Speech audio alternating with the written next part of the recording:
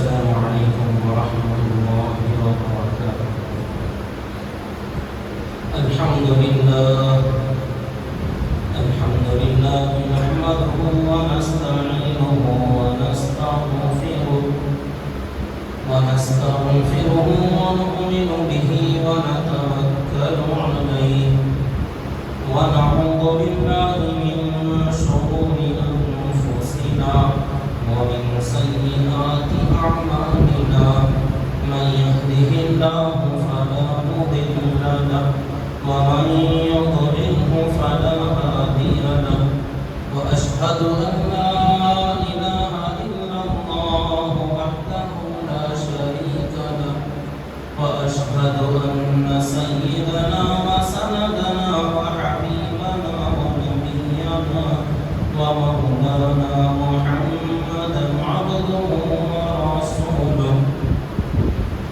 أما بعد فأعوذ بالله من الشيطان الرجيم. بسم الله الرحمن الرحيم. فقد قال الله تبارك وتعالى في القرآن المجيد والفرقان الحميد: هل يستوي الذين يعلمون والذين لا يعلمون. وقال في موضع آخر: يرفع الله الذين آمنوا منكم والذين أوتوا العلم درجات. صدق الله العظيم وصدق رسوله النبي الكريم. ونحن على ذلك لمن الشاهدين والشاكرين والحمد لله رب العالمين. اللهم صل على محمد وعلى آل محمد كما صليت على إبراهيم وعلى آل إبراهيم إنك حميد مجيد. اللهم بارك على محمد وعلى آل محمد كما باركت على إبراهيم وعلى آل إبراهيم إنك حميد مجيد. محترم بزرگان اسلام و برادران ملت اور میرے معزز سامعین کرام، اللہ تبارک و تعالی نے انسانوں کی ہدایت اور رہبری کے لیے جب اپنے نبی پاک صلی اللہ علیہ وسلم کو مبعوث فرمایا، اور آپ کو سب سے پہلے اللہ نے جو آیتیں عطا فرمائی، جو پہلی وحی ہے، اس کے اندر اللہ نے بہت سارے جو احکامات دینے ہیں، ان تمام احکامات میں سے سب سے اہم اور سب سے ضروری اور سب سے پہلا حکم جو اللہ نے دیا وہ ہے پڑھنے کا، کہ پڑھیے۔ اس سے معلوم ہوتا ہے کہ اللہ تعالیٰ اپنے نبی کو ذمہ داری دے کر بھیج رہے ہیں، اور بہت سارے احکامات بعد میں آنے والے ہیں، مگر پہلا جو حکم اللہ نے دیا وہ جاہل قوم کے درمیان میں اللہ نے فرمایا اقرا، پڑھیے۔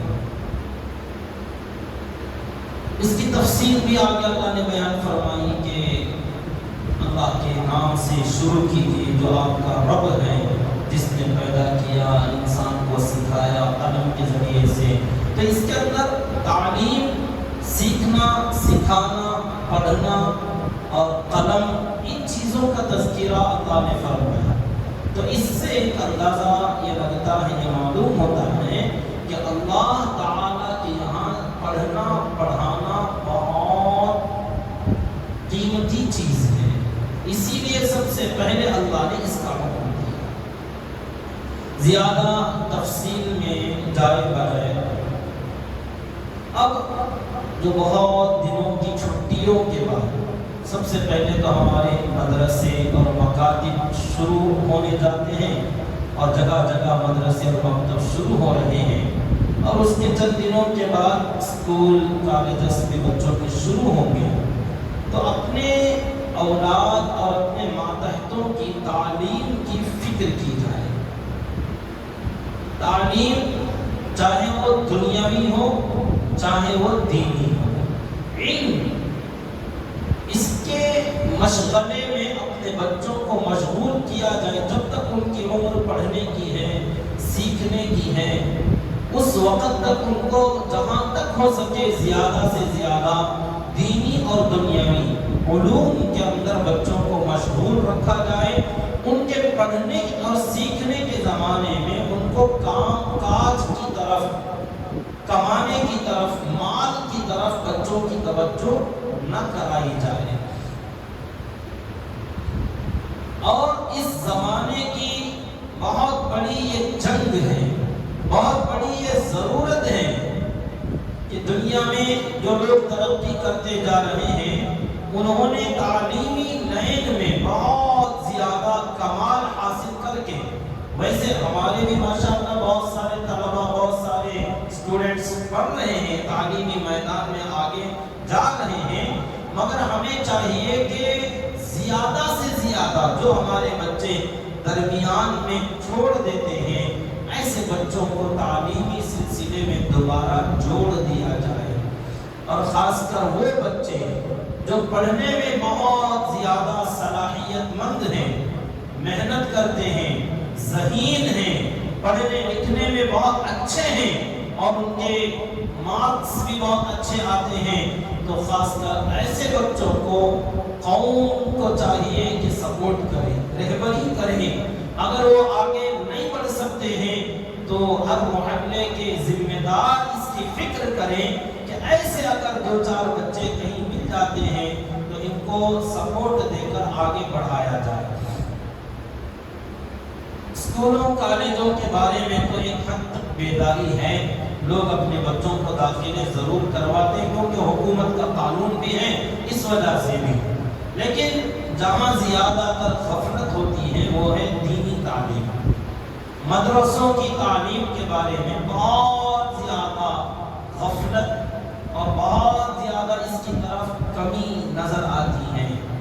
اپنے خاندان میں، اپنے آل اولاد میں جہاں 4-5 اگر گھر کے اندر افراد ہیں، بچے ہیں، ان کو اگر آپ اسکولوں میں بھیج رہے ہیں تو آپ ان کو بنائیے جو بنانا چاہتے ہیں، ڈاکٹر، انجینئر، پروفیسر، لائر، جو بنانا چاہے بنائیے. یہ اپنا اس میں سے مستقل دینی تعلیم کے لیے وقف کیجیے. کوئی ایک کم سے کم اپنے گھرانے میں حافظ قرآن، عالم دین، اور وہ کمانے کے لیے نہ ہو بلکہ مدرسہ ڈالتے وقت میں ہی یہ نیت ہو کہ اس سے ہمارا کوئی دنیا کا مقصد نہیں ہے، ہم دنیا اس سے نہیں کمائیں گے. کیونکہ بہت سارے لوگوں کو یہی پیش نظر ہوتا ہے کہ بھئی دنیا میں ان کا کیسے چلے گا، کیا کمائیں گے، کیا کھائیں گے. بہت اگر ذہن میں یہ بات رہی تو لوگ پڑھا نہیں پائیں گے، بلکہ اللہ کے دین کے لیے وقف کریں. اور اس کا مطلب یہ نہیں کہ وہ بھوکے مریں گے، محتاج رہیں گے، نہیں. اللہ تعالیٰ دوسروں سے بھی بہتر زندگی عطا فرمائے گا. مقصد ہمارا یہ ہو کہ اللہ کے دین کا، قرآن کا خادم، ایک خدمت کرنے والا، کہ ہمارے بھی خاندان میں قرآن پڑھنے پڑھانے والا کوئی ایک بچہ حافظ قرآن ہو، عالم دین ہو، جو ہمارے خاندان کی اگر میت آتی ہے، جنازے آتے ہیں تو اپنے خاندان کا کوئی آدمی نماز جنازہ پڑھائے. ایسا نہیں جیسے آج کل لوگ پڑھاتے ہیں. بہت سارے لوگوں کو ہم نے دیکھا کہ ان کو پڑھانے کا شوق تو ہوتا ہے مگر جنازے کی نماز کا طریقہ معلوم نہیں، دعا نہیں آتی. ہم یہ سوچتے ہیں کہ جو جنازے آتے ہیں نا، بہت بڑا مجمع جنازے کا اگر نماز پڑھ رہا ہے اس میں سے شاید 10% لوگوں کو بھی جنازے کی صحیح دعا شاید نہیں آتی. بس اللہ اکبر، اللہ اکبر، تکبیرات کہہ رہے ہیں. دعا جنازے میں کیا پڑھنا چاہیے؟ اور جنازے میں مرد اور عورت اگر بڑے لوگ ہیں تو ان کی دعا الگ ہے، بچے اور بچیاں ہیں، چھوٹے نابالغ ہیں، دعا الگ ہے. جنازہ تو سب کا آتا ہے اور لوگ سب کی پڑھ رہے ہیں، مگر ان میں سے پورا مجمع جو پڑھتا ہے اگر پوچھا جائے صحیح معنوں میں پورے مجمع میں سے 10% لوگ ایسے ہوں گے جو پڑھنے والے ہیں، ان میں سے جو صحیح معنوں میں جنازے کی دعا کے ساتھ نماز پڑھتے ہیں۔ تو بہرحال ایک اپنا ایسا ایک خاندان کے اندر ایک فرد ہو جو ہماری دینی ضروریات کو پورا کرنے والا، دینی خدمت کرنے والا بھی کوئی ہو، اور اگر مستقل وقف نہیں کر سکتے تو کم از کم ہر بچے کو اور بچی کو دینی تعلیم کی بنیادی ضرورت، جسے فرض کفایہ کہا جاتا ہے، اتنا علم تو ہو کہ ہم نماز کیسے پڑھیں، نماز میں کیا پڑھیں۔ جنازہ تو چھوڑیے، فرض کفایہ ہے، فرض عین جو ہماری 5 وقت کی نماز ہے، اس نماز کو ہم صحیح انداز میں کیسے پڑھیں، یہ تو صرف بچوں کی نہیں، ہم سب کی ضرورت ہے۔ ہم نے رمضان میں فجر کے بعد جو ہماری تفسیر ہوتی تھی، اس میں آخر میں جو چھوٹے چھوٹے سوروں کی تفسیر ہم نے کی، آخر میں پوری نماز کا خلاصہ، نماز میں ہم کیا پڑھتے ہیں، کیسے پڑھتے ہیں، کس لفظ کا کیا ترجمہ ہے، کیا معنی ہے، مطلب ہے، تقریباً ایک آدھا پونا گھنٹہ ہم نے اس پوری نماز کے اندر صرف جو جملے ہم بولتے ہیں، تکبیر تحریمہ اللہ اکبر سے لے کر سلام پھیرنے تک۔ ایک تو پہلا مسئلہ کیا پڑھنا، بہت سارے لوگوں کو وہ نہیں آتا۔ تکبیر تحریمہ اللہ اکبر کے بعد ثنا پڑھنا ہے، صحیح تلفظ کے ساتھ ثنا پڑھیں، تعوذ، تسمیہ، سورہ فاتحہ، ثانی سورہ، تقریباً 4 سورے 4 رکعت میں پڑھنے کے، رکوع کی تسبیح، رکوع سے اٹھنے والی جو اللہ کی تسبیح کی جاتی ہے، سمع اللہ لمن حمیدہ، صحیح تلفظ کے ساتھ بہت سارے لوگ پڑھ رہے ہیں، سال سے جو پڑھ رہے ہیں۔ اب اس کے بعد سجدے کی تسبیح، رکوع کے درمیان میں، رکوع اور سجدے کے درمیان قومے میں کیا پڑھا جائے، 2 سجدوں کے درمیان میں کیا پڑھا جائے، اور اس کے بعد التحیات میں، التحیات، درود ابراہیم، دعائے معصورہ، اور واجب نماز اگر پڑھنے وتر کی دعائے قنوت۔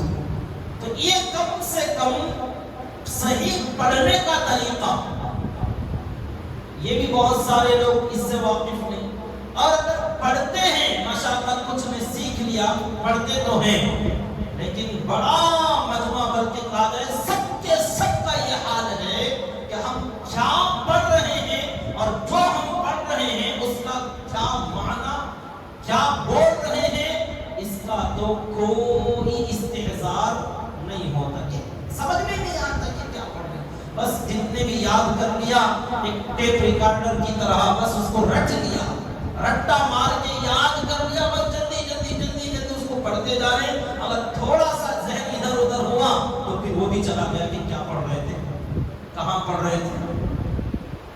ایک تو یاد ہونا، اور اس سے بڑی بات ہے کہ جو پڑھ رہے ہیں اسے سمجھ کر پڑھنا۔ اسی کو ہم نے بتایا تھا رمضان کی وہ آخری تفسیر کے اندر کہ اگر سمجھ کر پڑھتے ہوتے نا تو لوگ جو آج کل ہماری حالت ہے، فرض پڑھیں اور پورے کا پورا مجمع، تقریباً 90% سے زیادہ مجمع جو مسجد کے باہر بھاگ جاتا ہے، سنت نفل پڑھنے کا کوئی شوق نہیں آتا، کیونکہ نماز میں وہ لطف، وہ مزہ ہی نہیں ہے۔ سمجھ میں آیا تو مزہ آئے گا نا، کہ ہم کیا پڑھ رہے ہیں، کیا بول رہے ہیں، کس سے بول رہے ہیں، اور اس کے بدلے میں ہمیں کیا جواب مل رہا ہے۔ اگر یہ چیزیں سمجھ میں آ رہی ہوتی تو اللہ کی قسم آدمی صرف فرض تو کیا ڈھونڈ کر، فرض بھی، سنت مؤکدہ، غیر مؤکدہ، نفل، اور وقتاً فوقتاً جب بھی موقع ملے آدمی نماز میں اپنا وقت لگانے کی فکر اور کوشش کرے گا، کیونکہ اس کا مزہ جو آتا ہے۔ تو بہرحال میری تقریر دوسری طرف جا رہی، بہرحال مضمون تو وہی ہے کہ علم حاصل کرنا، دینی تعلیم حاصل کرنا، یہ بچوں کی بھی ضرورت اور بڑوں کی بھی ضرورت، کہ ہم کیا پڑھ رہے ہیں، کم سے کم فرض کفایہ ضروری جو تعلیم ہے، کہ نماز کم سے کم ہماری ایک تو صحیح ہو جائے اور اس کے اندر سمجھ میں آ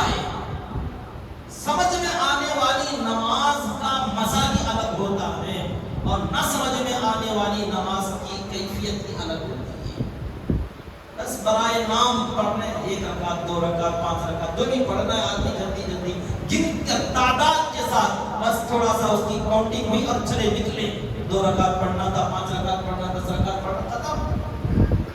لیکن 2 رکعت بندہ ایسا پڑھے جو سمجھ میں آ رہا ہو اور جو دھیان اس کے اندر لگتا ہے اور جو واقعات ہم کتابوں میں پڑھتے ہیں جو سمجھ میں نہیں آتے کہ بعض صحابہ کرام کو میدان جنگ میں ہتھیار لگ جاتے تلوار لگ جاتے زخم لگ جاتے تیر کی انگی چبھ جاتی تھی اس کا آپریشن کرنا پڑتا نکال نہیں سکتے تھے جب نماز میں کھڑے ہوتے تو کاٹ کر نکال لیتے پتہ بھی نہیں چلتا. تو آج کل کے لوگوں کو یہ غلو لگتا ہے غلو اوور ایکٹنگ. ایسا بھی کام تو ہوتا کیا نماز میں کھڑے کرتے کاٹے کرتے نکالنے کرتے معلوم نہیں ہوا کرتے. آج کل کے لوگوں کو یہ تھوڑا ایکٹنگ اوور ایکٹنگ غلو لگتا ہے کیونکہ تم نے اس کو سمجھا ہی نہیں ہے.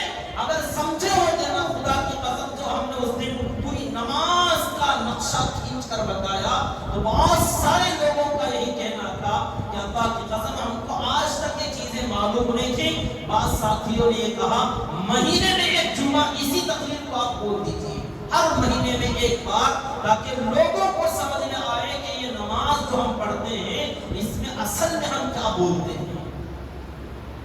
اور اس کے بعد بہت سارے ساتھی نماز کی عادی بھی بن گئے ماشاءاللہ. کچھ لوگ دیکھنے میں آ گئے جو انہوں نے اس دن سنا اور کہا کہ بہت زیادہ آج کے بعد سے نماز کے پڑھنے میں ذرا نہ ذرا مزہ آتا ہے. اگر پورا سمجھ میں آئے تو پھر کیا ہوگا. بہرحال زیادہ وقت گرمی کے موسم میں لینا مناسب نہیں ہے.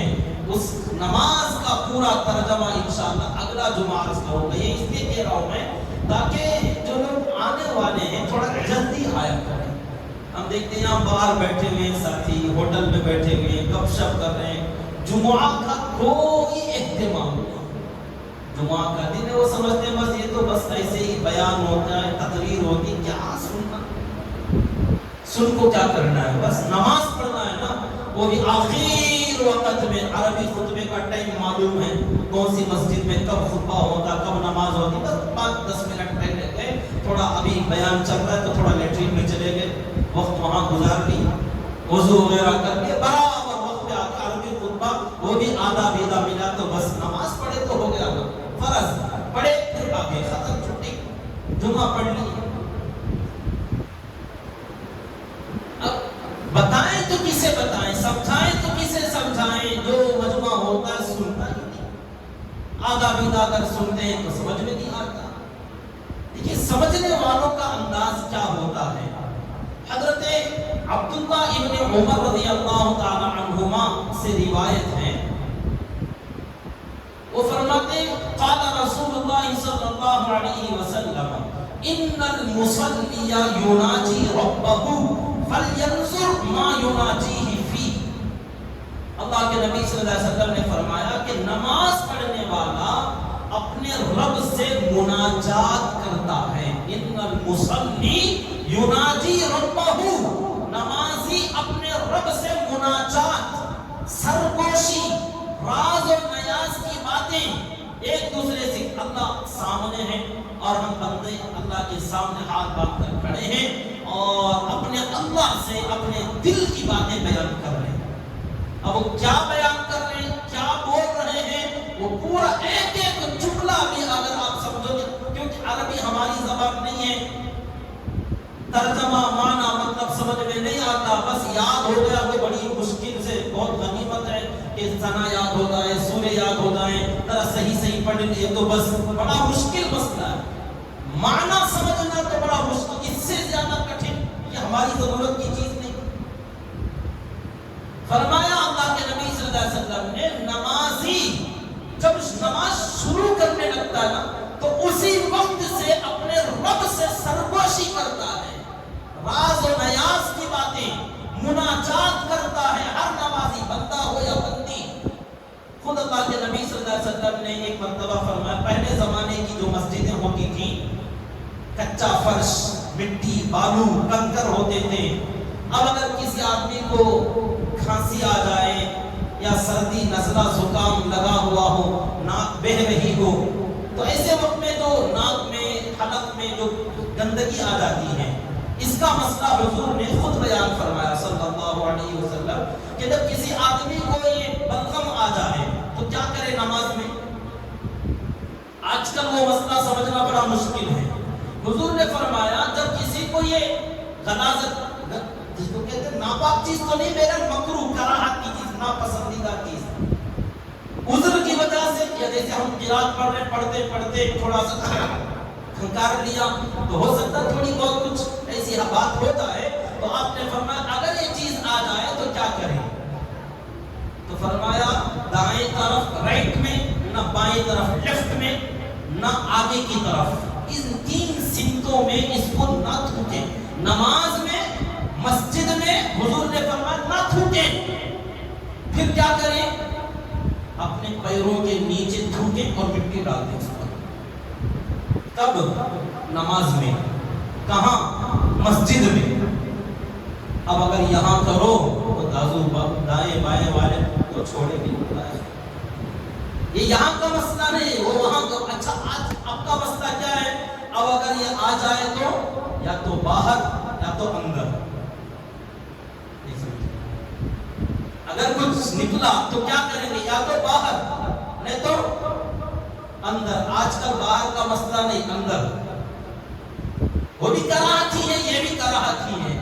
تو میرا اس زمانے میں جب مٹی ہوتی تھی تو آپ نے فرمایا آگے نہ تھوکو، دائیں بائیں نہ تھوکو، کیونکہ دائیں بائیں اپنے ساتھی ہوتے ہیں۔ اور آگے کے بارے میں حضور نے فرمایا آگے نہ تھوکو، کیونکہ آگے تمہارا رب ہوتا ہے۔ آگے کیونکہ تم بات کر رہے ہو نا اللہ سے، ایک تصور کے لیے کہ اللہ میرے سامنے ہے اور میں اللہ سے بات چیت کر رہا ہوں، یہ تصور سمجھانے کے لیے آپ نے فرمایا آگے نہ تھوکو، کیونکہ آگے تمہارا رب ہے اور دائیں بائیں تمہارے ساتھی ہیں، اور پیچھے مڑ نہیں سکتے، نماز ٹوٹ جائے گی۔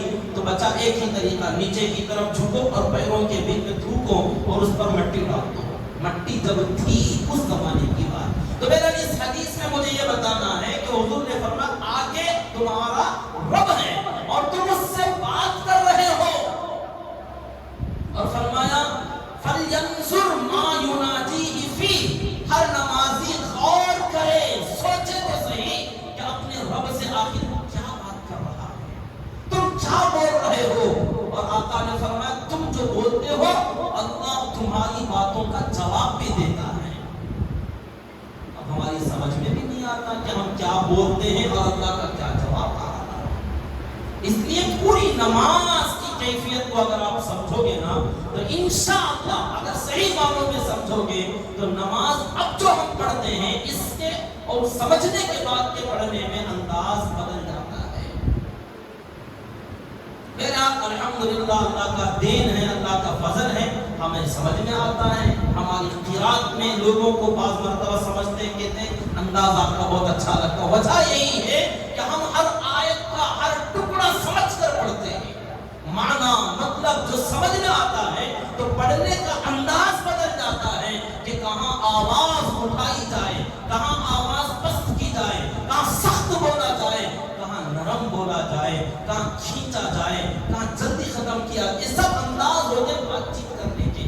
جیسے ہماری زبان میں ہم بات کر رہے ہیں، کبھی کوئی چٹکلا بولتے ہیں تو ہنسی آ جاتی ہے، کبھی کوئی غصے کی بات بولتے ہیں تو تھوڑا سا ڈر اور خوف پیدا ہو جاتا ہے۔ تو یہ انداز ہوتا ہے، سمجھ میں آ رہا ہے تو اثر ہوتا ہے۔ عربی میں بولتے ہیں سمجھ میں نہیں آتا کوئی اثر نہیں ہوتا۔ تو اس لیے علم ایسی چیز ہے کہ بچوں کو بھی، بڑوں کو بھی، مردوں کو بھی اور عورتوں کو بھی سیکھنا ضروری ہے۔ کم از کم وہ پورا قرآن حدیث پوری شریعت تو نہیں، کم سے کم جو ہماری ضرورت، جیسے نماز کا پورا علم ہر آدمی کو ہونا چاہیے۔ اس کو انشاءاللہ اگلا جمعہ شروع ہی سے عرض کروں گا، اس لیے آپ حضرات اگر سیکھنا معلوم کرنا چاہیں تو اول وقت میں آئیں۔ بعض لوگوں کو یہ دھوکہ ہوتا ہے کہ نہیں گئے تو بھی چلتا ہے، یہ یوٹیوب میں ملتا کرتے ہیں۔ اس کو سمجھیں، یہ جو آپ بعد میں جو سنو گے اور سامنے بالمشافہ جو سنو گے، اس میں بھی بڑا فرق ہوتا ہے۔ یہ یاد رکھیے، اس کا بھی مسئلہ بدل جاتا ہے۔ اگر سجدے کی آیت پڑھنے والا اگر ریکارڈنگ کے اندر پڑھے اور آپ اس کے اندر سنو تو سجدے کی آیت سننے پر سجدہ واجب نہیں ہوتا، کیونکہ پڑھنے والا اس کے پیچھے فی الحال موجود نہیں ہے۔ ہاں، پڑھنے والا موجود ہے اور آپ مائک کے ذریعے سے باہر سنو، محلے میں سنو تو سجدہ واجب ہو جائے گا، کیونکہ پڑھنے والا شخص یہاں موجود ہے۔ بعد میں اس کی ریکارڈنگ اگر سنی جائے تو علماء کرام نے فرمایا سجدے کی آیت کتنی بھی بار سن لو سجدہ واجب نہیں ہوتا۔ اسی سے معلوم ہو رہا ہے کہ بولنے والا فوراً یہاں موجود ہو تو اس کا مسئلہ ہی بدل جاتا، اثر ہی بدل جاتا ہے، اور اگر سامنے نہ ہو ریکارڈنگ میں اگر آئے مسئلہ بھی بدلتا ہے تو اثر بھی بدل جاتا ہے۔ بس سمجھ میں تو بات آئے گی، لیکن وہ اثر نہیں ہوگا جو مجلس کا ہوتا ہے۔ یہ بھی ایک بہت بڑا دھوکہ ہے، بعض لوگ سمجھتے ہیں کہ بیان میں گئے نہیں تو بھی اس کے یوٹیوب میں مل جاتا، وہاں سن لیں گے، اس دھوکے میں نہ رہو۔ خیر، ایک اور حدیث ہے بڑی سمجھداری والی ایک حدیث، محدثین نے بھی ایک شخص کی بڑی تعریف کی۔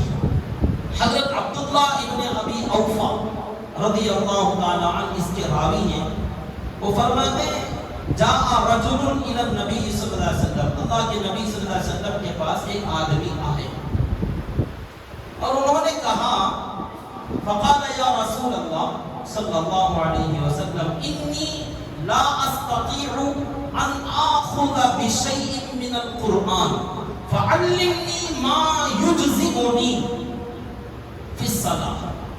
وہ کہنے لگے نبی جی، میں ایک ایسا آدمی ہوں جو اتنی طاقت نہیں رکھتا، انی لا استطيع، میرے پاس اتنی طاقت نہیں ہے، ان اخذ بشيء من القرآن، کہ قرآن کی کچھ آیتیں بھی یاد کر سکوں، میری طاقت نہیں، ادھم کا سورہ بھی یاد نہیں کر سکتا۔ ابھی کیا وجہ تھی؟ تو محدثین نے اس کی وجہ بیان فرمائی، شاید وہ آئے تھے ابھی نئے ایمان میں داخل ہوئے، نو مسلم آدمی، ابھی کلمہ پڑھے، عرب کے آدمی تھے، نئے اسلام میں داخل ہوئے، ابھی اسلام کے بارے میں سمجھایا جا رہا تھا کہ ہمارا دین کیا ہے، اسلام کسے کہتے ہیں، اللہ، رسول، قرآن، حدیث، یہ چیزیں سمجھائی جا رہی تھی۔ نماز کا وقت ہو گیا، اب نماز میں بتایا گیا تھا کہ نماز اس طریقے سے پڑھتے ہیں، تو ہو سکتا انہوں نے اب پوچھ لیا کہ نبی جی بعد میں سیکھ لوں گا، مگر اب فی الحال مجھے نماز پڑھنا ہے نا، تو میں نماز میں کیا پڑھوں؟ اب اگر کوئی سورہ آپ سکھائیں گے اب کا اب یاد کر لوں ذرا مشکل ہے، قرآن یاد کرنا ابھی نماز پڑھنا ہے، تو اس نے کہا لا استطیع، میرے پاس اتنی طاقت نہیں کہ ابھی فوراً میں کچھ سورے یاد کروں اور نماز میں پڑھوں، فعلمنی ما یجزئنی فی الصلاۃ، لہذا آپ مجھے نماز میں پڑھنے کی کوئی ایسی چیز سکھا دیں جس کو میں پڑھوں اور میری نماز ہو جائے۔ اب قرآن نہیں پڑھنا چاہتے تو انہوں نے پوچھا کوئی دوسری چیز سکھاؤ، بعد میں قرآن سیکھ لیں گے۔ تو جو لوگ نو مسلم ہوتے ہیں یہ ان کے لیے ہے، اس سے کوئی آدمی دلیل یہ نہ بنائے کہ اچھا قرآن نہیں آیا تو یہ پڑھے جا کرتے، یہ ان کا مسئلہ، تمہارا نہیں۔ تو حضور پاک صلی اللہ علیہ وسلم نے ان سے فرمایا فَقُلْ سُبْحَانَ اللَّهِ وَالْحَمْدُ لِلَّهِ وَلَا إِلَهَ إِلَّا اللَّهُ وَاللَّهُ أَكْبَرُ وَلَا حَوْلَ وَلَا قُوَّةَ إِلَّا بِاللَّهِ۔ اتنا لمبا تیسرا کلمہ حضور نے ان کو بولا، سکھایا کہ نماز میں اب تم جو کھڑو گے تو نماز میں یہ پڑھ دو۔ اب یہ بھی کیا کم ہے، سبحان اللہ والحمدللہ ولا الہ الا اللہ واللہ اکبر ولا حول ولا قوت الا باللہ۔ اب اس کی جگہ پر انا اعطیناک الکوثر فصل لربک وانحر ان شانئک هو الابتر، یہ بھی اتر چکا ہے۔ تو انہوں نے کہا کہ میں قرآن فی الحال نہیں یاد کر سکتا، کوئی دوسری چیز مجھے اس کی جگہ پر دے دیجیے۔ تو حضور پاک صلی اللہ علیہ وسلم نے یہ سبحان اللہ الحمدللہ لا الہ الا اللہ واللہ اکبر ولا حول ولا قوت الا باللہ پڑھنے کے لیے فرمایا۔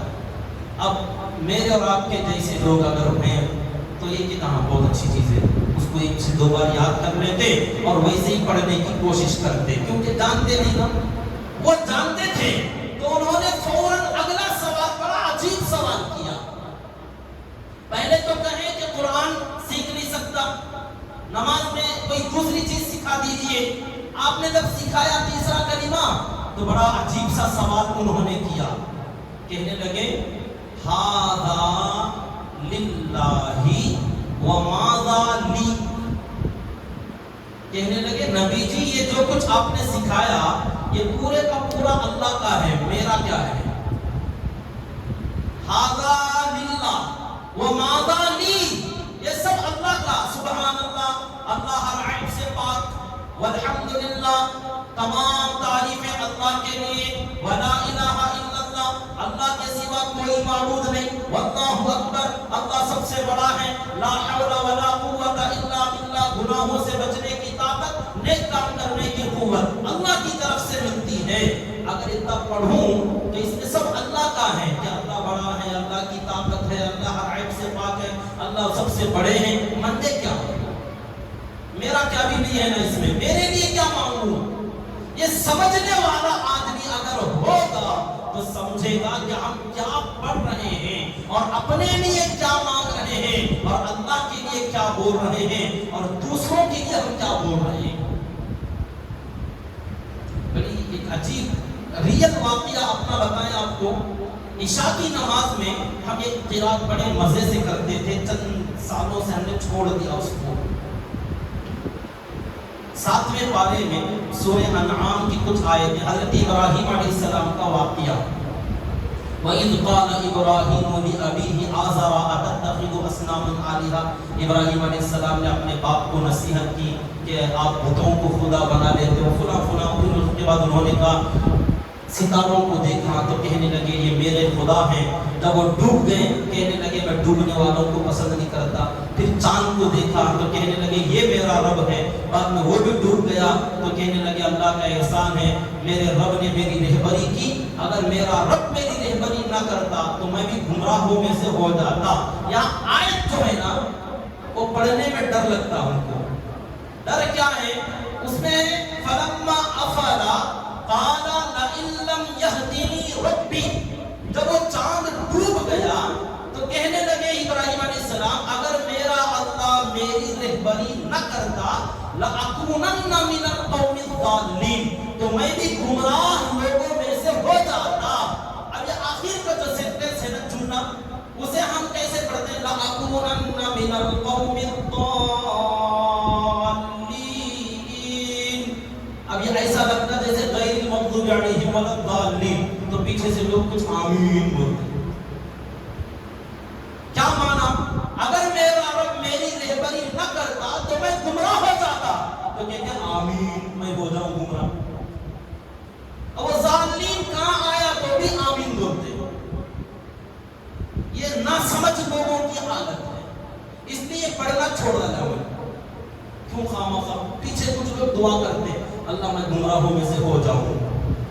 حضرت ابراہیم علیہ السلام کہتے ہیں اگر ہدایت اللہ نہ کرتا تو میں گمراہ ہو جاتا، تو کہتے ہیں آمین۔ کیا مطلب؟ وہ ضالین الگ ہیں، اے اللہ غیر المغضوب علیہم ولا الضالین، گمراہ لوگ اور جن پر آپ کا غضب نازل ہوا ان کے پیچھے ہمیں مت چلا۔ آمین، صحیح بات ہے، اگر اللہ رہبری نہ کرتا میں گمراہ ہو جاتا، آمین۔ ڈر کے مارے یہ آیتیں یا کبھی پڑھ لیتے ہیں تو وہاں تھوڑا اتنا لمبا نہیں کھینچتے جتنا کھینچنا ہے، کیونکہ پیچھے کی قوم آمین بولتے ہیں، کچھ لوگ، سب نہیں، کچھ کی آواز سنائی دیتی ہے، ہم خود سنتے ہیں کہ آمین۔ یہ نہ سمجھ ہونے کی وجہ سے بد دعاؤں پر آمین بولنے لگتے ہیں، جہاں پناہ مانگنی چاہیے اللہ کی حفاظت، وہاں اپنے آپ کو کہتے آمین۔ عربی تو عربی، بعض مرتبہ اردو کے جملے نہیں سمجھ میں آتے۔ ایک جگہ کسی جنازے کی دعا پر پتہ نہیں وہ صاحب کو کیا انہوں نے کہا اے اللہ ان کو جہنم کا پروانہ دے، آمین۔ جہنم کا پروانہ کیا مطلب؟ جہنم کی سرٹیفکیٹ دے، آمین۔ جہنم سے آزادی کا پروانہ، یہ اچھی دعا، جہنم کا پروانہ یہ بد دعا۔ ان کا پیچھے لوگ آمین، کیا تو بھی بولو آمین۔ بد دعا کی جا رہی ہے جنازے کے لیے، اے اللہ ان کو جہنم کا پروانہ دے،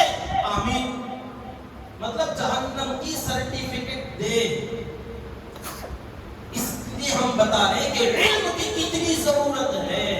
آدمی کو اپنی زبان ہو یا دوسری زبان ہو یا جو الفاظ ہم استعمال کر رہے ہیں سمجھنے کی ضرورت ہے.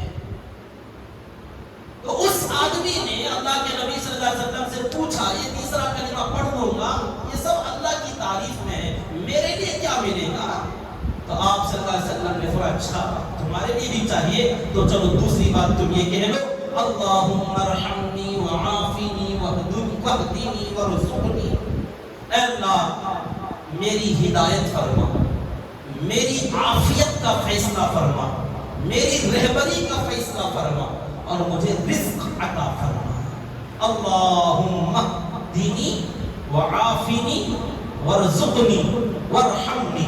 اے اللہ میرے اوپر رحم فرما, مجھے عافیت عطا فرما, میری ہدایت کے فیصلے فرما اور مجھے رزق عطا فرما.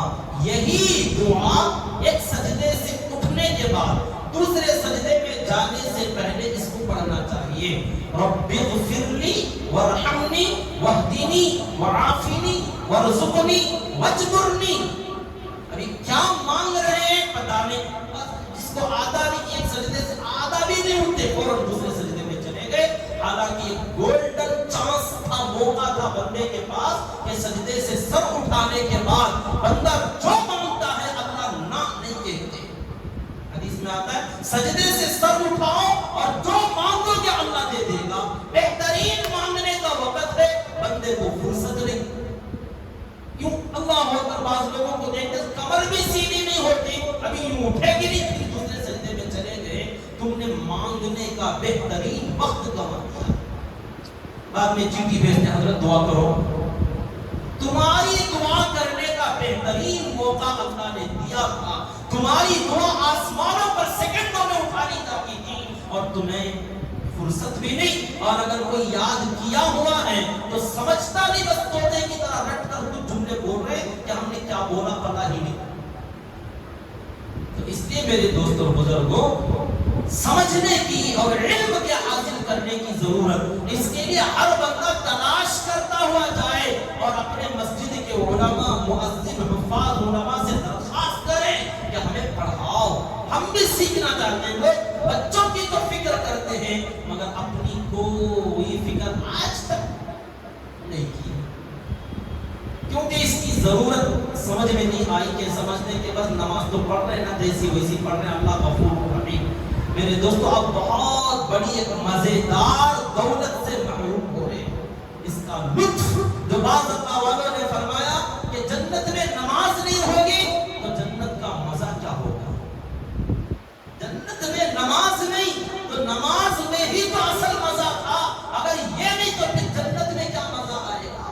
یہ جس کو نماز کے مزے کا چسکا لگا وہ سمجھ سکتے ہیں اس بات کو, اور جن کو صرف بریانی کا مزہ معلوم, گوشت کا مزہ معلوم, نماز کا کیا مزہ معلوم.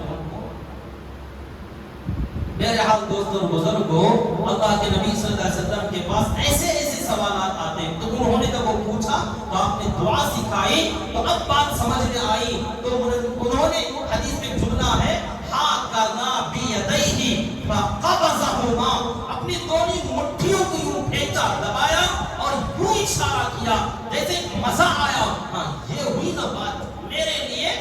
پہلے تو بولا تھا سبحان اللہ الحمدللہ لا الہ الا اللہ اللہ اکبر ولا حول ولا قوت الا باللہ, یہ سب اللہ کے واسطے ہو گیا. میرے لیے کیا؟ تو آپ نے فرمایا دعا کرو اللہم ارحمنی وعافنی واہدنی وارزقنی. جب سنا تو انہوں نے کہا یہ ہوئی نا بات, تو یوں اشارہ کیا. تو آقا نے بھی اس کے جواب میں فرمایا اس بندے نے اپنے دونوں ہاتھوں میں سارا خیر سمیٹ لیا. اور اس کے بعد مستقل دعائیں کر کے بیٹھنے کی بھی ضرورت نہیں پڑتی. بندہ اپنی نماز میں ہی دعائیں کر لیتا ہے. رکوع سے اٹھ کر دعا کر لیتا ہے, سجدے سے اٹھ کر دعا کر لیتا ہے, یا اور کچھ باقی رہ گیا تو اتحیات میں بیٹھ کر دعائے معصورہ کے اندر اپنی تمام ضرورتیں اللہ سے مانگ لیتا ہے. اسی لیے عرب والے لوگ نماز کے بعد باقاعدہ دعا نہیں کرتے کیونکہ وہ نماز میں ہی دعا کر لیتے ہیں. اب ہمارا مسئلہ یہ ہے کہ جو نماز جنازہ خود دعا ہے اس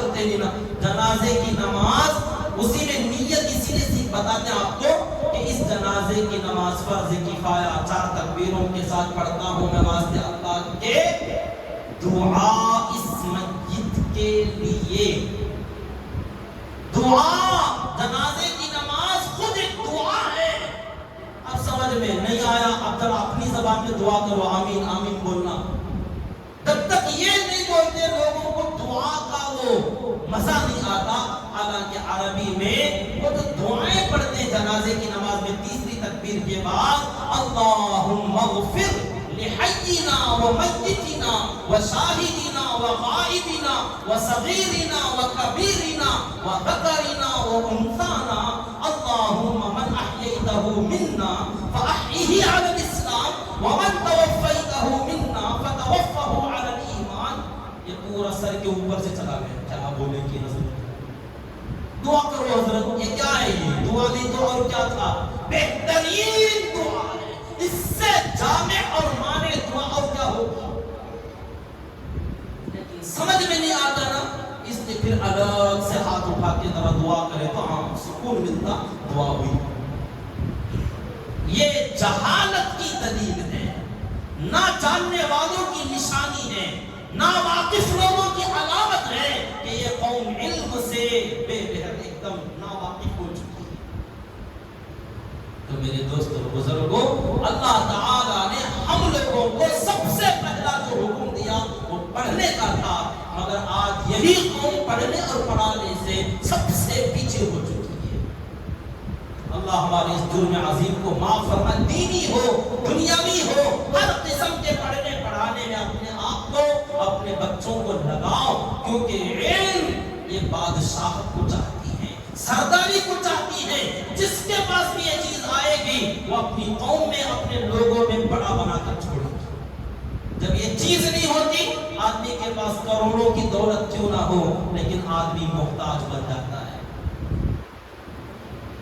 تو میرے حال تعلیمی سلسلہ پھر سے شروع ہو رہا مکاتب مدارس شروع ہو رہے مساجد میں ہر جگہ اور باقاعدہ مدرسے اگر گنجائش ہے تو کوئی نہ کوئی ایک بچہ اپنے خاندان کا مستقل مدرسے کو حافظ عالم دینی خادم بنانے کے لیے وقف کرے اور ہر بچے اور بچی کو کم سے کم مکتب کے اندر ضرورت کا بیسک بنیادی تعلیم نماز روزہ زکات حج قرآن حدیث تھوڑا اردو عربی اتنا تو جان سکیں ایسی تعلیم دلوائیں اور بچوں کے ساتھ ساتھ خود ہم میں سے ہر ایک مرد اور عورتیں بڑے نوجوان بوڑھے سب اس کی فکر کریں کہ ہم بھی جہاں بھی موقع ملے کچھ نہ کچھ سیکھتے سکھانے کی فکر کرتے رہیں گے اللہ تعالیٰ سے دعا کریں کہ رب ذوالجلال ہم تمام کو علم کی عظیم دولت سے ہمیں اور ہمارے اہل و عیال کو مالا مال فرما دے آمین وآخر دعوانا ان الحمدللہ رب العالمین آپ حضرات سے گزارش ہے جاتے ہوئے مسجد کی ضروریات و اخراجات کے لیے خوب دل کھول کر تعاون کرتے ہوئے جائیں جو حضرات سنت نہیں پڑھے ہیں وہ سنت پڑھیں